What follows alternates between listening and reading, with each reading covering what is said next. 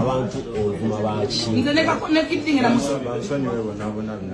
ayagala abantu bakusonyiwe abazadde b'abantu b'ovumye Maama Fiina Bobi Wine Katikkiro wa Buganda Maama wa King Saha so amanya ne Rose Frank nga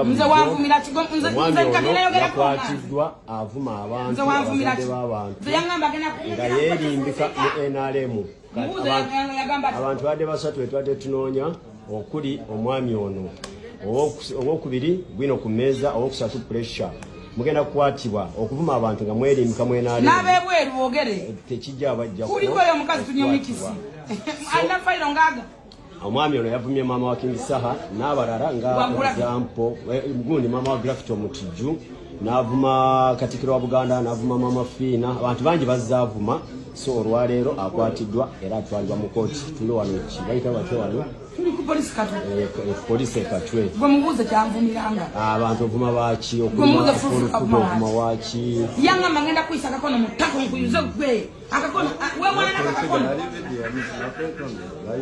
wanetondera wali ovumira kinagenda Ngomanga bagenda kunsonza akakono munda.